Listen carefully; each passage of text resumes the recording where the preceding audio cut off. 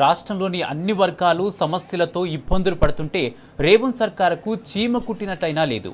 నిరుద్యోగ, ఉపాధ్యాయ, కార్మిక, కర్షక వర్గాలన్నీ ఇప్పటికే రోడ్డు మీదకు రాగా నిన్న మొన్నటి వరకు ఆటో డ్రైవర్లను బలి తీసుకున్నారు. ఇప్పుడు ఆర్టీసీ కార్మికుల ఉసురు తీస్తున్నారు కాంగ్రెస్ పాలకులు. న్యాయబద్ధమైన డిమాండ్ల కోసం కార్మికులు పోరాటం చేస్తుంటే హస్తం సర్కారు చోద్యం చూస్తుంది. రేవంత్ ప్రభుత్వం అనుసరిస్తున్న రెచ్చగొట్టే చర్యలతో కార్మికులు ఆత్మస్థైర్యం కోల్పోతున్నారు. దీంతో ఆర్టీసీ సమ్మె ఆత్మ బలిదానాల దిశగా ప్రమాదకర మలుపు తీసుకుంటుంది.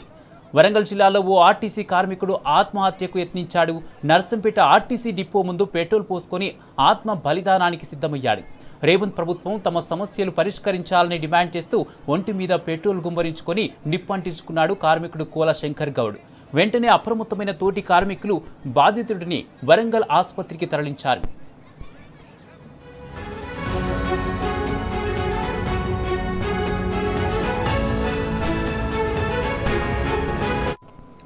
ఇదే అంశానికి సంబంధించి పూర్తి అప్డేట్స్ మా ప్రతినిధి రంజిత్ అందజేస్తారు. రంజిత్, ఆర్టీసీ కార్మికుడు శంకర్ గౌడ్ ఆరోగ్య పరిస్థితి ఎలా ఉంది? తోటి కార్మికులు ఏమని చెప్తున్నారు? ఏదైతే నర్సంపేటలో డ్రైవర్ శంకర్ గౌడ్ ఆత్మహత్య చేసుకున్న విషయం తెలిసిందే. ఇప్పటికే అతని యొక్క ఆరోగ్య పరిస్థితి విషమంగా ఉండడంతోనే హైదరాబాద్ లోని అపోలో హాస్పిటల్ కు తీసుకొస్తారనే సమాచారం ఉంది. అతను దాదాపు 2 రోజులుగా వచ్చేసి ఏమీ తినకుండా కూడా నిరాహార దీక్షలు ఉన్నట్టుగా కూడా మనకు సమాచారం ఉంది. ముఖ్యంగా చూసుకున్నట్లయితే అక్కడ ఏదైతే కార్మికులందరూ ఉన్నారో కార్మికులందరికీ పైన కూడా ఒకవైపు పోలీసులు దాడి చేయడము, మరోవైపు అక్కడ ఎవరైతే అక్కడ టెంట్ ఏర్పాటు చేసుకొని వాళ్ళు వచ్చేసి దీక్ష చేసిన వాళ్ళందరి పైన కూడా పోలీసులు కావచ్చు, స్థానికంగా ఉన్న పోలీసులు కావచ్చు, అధికార పార్టీకి సంబంధించిన నాయకులందరూ కూడా టార్గెట్ గా ఎవరైతే టెంట్ హౌస్ ఇచ్చినా వాళ్ళకి టెంట్ హౌస్ సంబంధించిన గిన్నెలు ఇచ్చినా వాళ్ళపైన కేసులు పెడతామని కూడా రాష్ట్ర వ్యాప్తంగా కూడా ఎవరైతే దీక్షలు చేపడుతున్నారో వాళ్ళందరూ కూడా వార్నింగ్ ఇచ్చినట్టుగా కూడా మనకు సమాచారం ఉంది.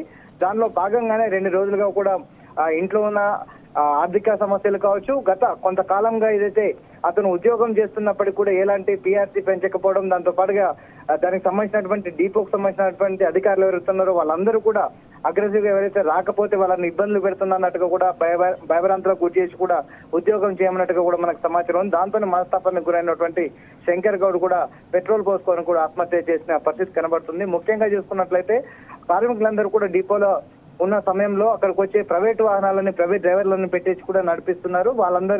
వాళ్ళందరినీ కూడా నడిపించొద్దని కూడా ధర్నాకు దిగిన పరిస్థితి. కానీ పోలీసులు దగ్గరుండి పోలీసులతోని ఏదైతే బస్సులను కూడా నడిపే ప్రయత్నం చేస్తున్నారో దాన్ని అడ్డుకునే ప్రయత్నంలో ఖచ్చితంగా ఆర్టీసీ డ్రైవర్లకు న్యాయం జరగాలంటూ నినాదాలు చేసుకుంటూ పెట్రోల్ పోసుకొని శంకర్ గౌడ్ ఆత్మహత్య చేసుకున్నారు. దాదాపు అతనికి ఒంటి మీద కూడా మొత్తము గాయాల పాలైన పరిస్థితి. దాంతో పాటుగా స్థానికంగా ఉన్న హాస్పిటల్కు తరలించిన అనంతరం కూడా ప్రథమ చికిత్స చేసి దానితో పాటుకు వచ్చేసి అతని యొక్క పరిస్థితి విషమిస్తుందనే విషయం తెలుసుకున్న ఈ వైద్యులు ఎవరైతే ఉన్నారో వాళ్ళందరూ కూడా హైదరాబాద్ లోని హాస్పిటల్కు తరలించినట్టుగా సమాచారం ఉంది.